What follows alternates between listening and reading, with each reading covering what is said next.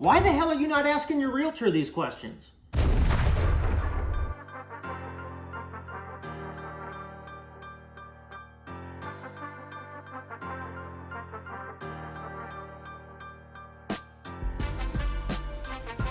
Just want to say thanks to Brandon and Joe. When you have a realtor sitting across the kitchen table from you, you need to ask them straight up, how long have you been in business? How long have you been practicing real estate? Are you full-time or are you part-time? How serious is this career for you? What experiences do you have? Did you jump in during the gold rush of 2020 and 2021 during COVID? When, hell, if you had a pulse and a heartbeat, you were able to sell property? Or are you an established career veteran that's been doing this for years, has navigated different sales from start to finish? That's a question you need to ask. When shit hits the fan, are you able to make this thing work? Do you have any references, both sold, unsold, buyers, sellers? I want to jump into that Rolodex years and I want to do some digging. I want to know what I can expect as a seller or buyer when working with that realtor. And if they end up giving you one or two people, call John Doe and Jane. Yeah, they're great clients. They had a great experience with me. That's not good enough. I want to know the good, bad, and ugly. Jump to my Facebook page. We got 50 reviews. Go to my Google reviews. We're covered in 5-star reviews.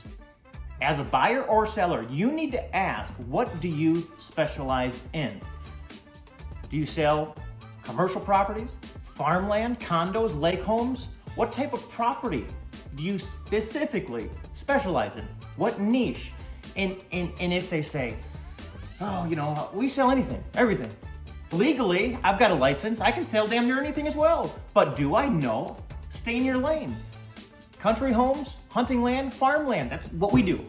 How many transactions do you handle each year, on average? If they say 3 to 5, you know exactly where this is going. If they say 20 plus, 30 plus, or if they're in the 50s, now we're talking. Don't be afraid to ask somebody, what are your gross total sales throughout the year? You individually, not the firm, not the umbrella, I'm talking you. 10 mil, 15, 20, 30, 40 mil? Now you got my ears popping. So I already went through your references. I know what your gross total sales are on average given year to year. I know how many transactions you're doing. So these are specific questions that you cannot be shy to ask. Here's one. What kind of marketing do you do? Well, we've got a for sale sign we'll put up in the front yard. We'll run local, print ads in the shopper stopper, and you'll be on MLS as well. Let's cut the crap. That's not good enough. No. Maybe in 2020 and 2021, like I said, when it was a gold rush, you actually got to grind a little bit. You have to have specific marketing in place to be able to expose and create the brand of your estate to reach out and touch people. We're talking a big net. How wide can you cast that net? How many fish, qualified fish, opportune fish can I find to get into my boat?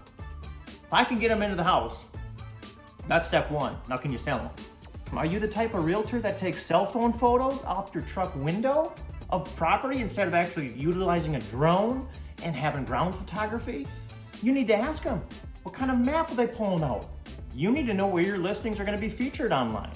Is it going to be land.com, Landwatch, Land and Farm, Lands of America, some of the biggest buyer-based websites in the world?